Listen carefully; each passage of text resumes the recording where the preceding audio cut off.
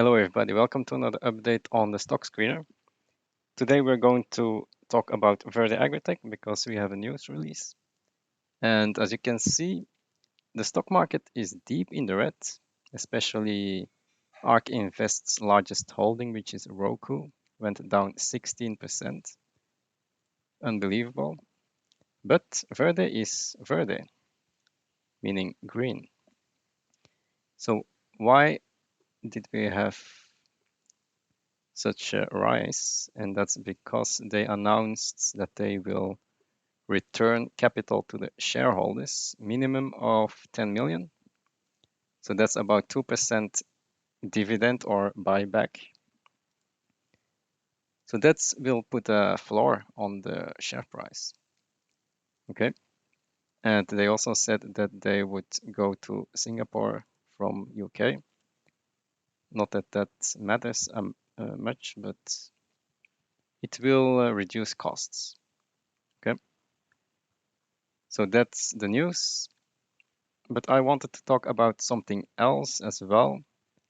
And you just need to listen to this video here. So, Danielle, we always like to give our viewers actual useful advice in terms of what they can do in the scenario. Because how does one position one's portfolio to deal with what's coming ahead? These days I'm looking at farmland as an investable asset. Okay, you and Bill Gates. Well, yes. The United States is by far the most productive nation in the world in terms of the yield that we get per acre that's planted, and it's got great diversification. Gold has not done as well as I would have hoped that it would have, but I'm sure as hell not selling it. Okay. And then there's that other elephant in the room if you want to ask me about it. Okay, so Danielle says that she's looking at farmland. Bill Gates is also the biggest owner of farmland. So why are these people now looking at farmland? So I was checking the yields on the crops, and you can actually find all this information when you click on the pool forecaster on my blog. And then you will get a lot of information here. So as you can see here, when food goes up, then fertilizers will go up. Okay, food is the leading indicator for fertilizers. And how do we actually know that food will go up? You can look at the drought report. Higher drought means higher food.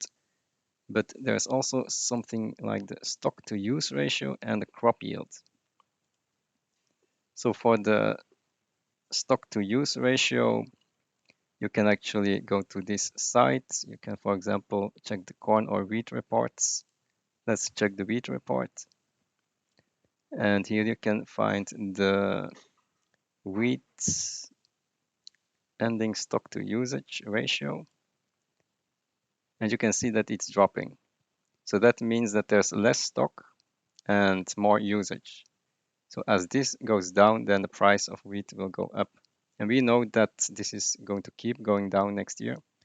So we know that the price of food is going to go higher. And on this website, you can check the yields. For example, for corn, we have this yield here.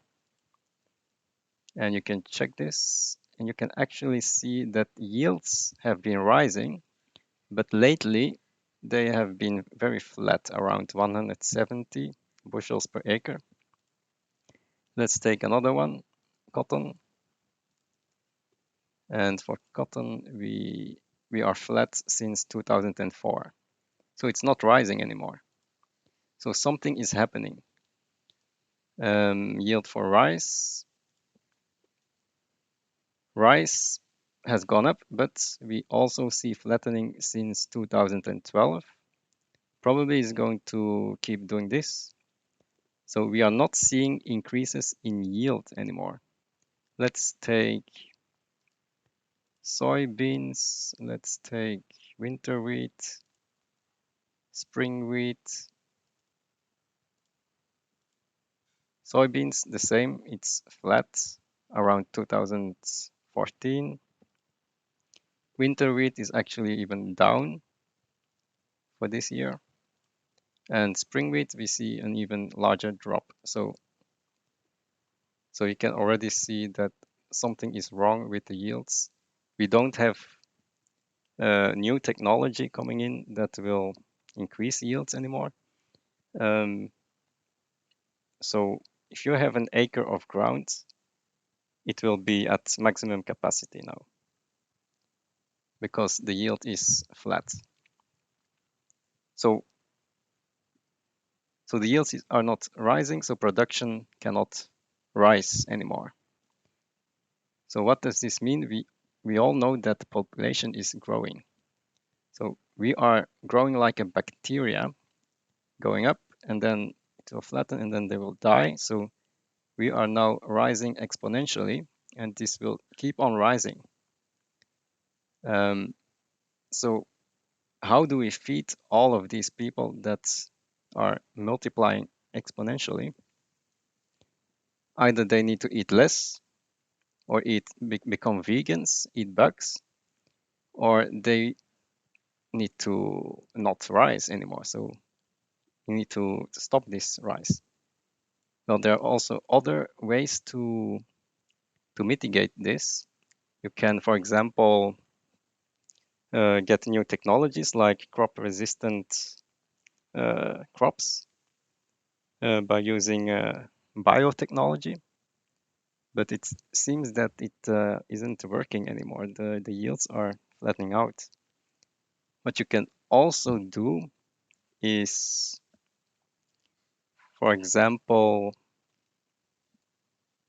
what do we have more of measures? You could use more farmland, right? Use more farmland, and then you will produce more crops. So instead of increasing the yield, you actually add more farmland. And that's the way we will produce more food. So that's why Daniel DiMartino Booth and Bill Gates are buying farmland, because they see what is happening. They see that there is not enough food to provide for these people that are coming online.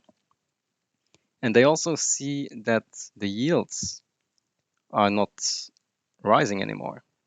We had very good yield increases in the previous years, especially for corn.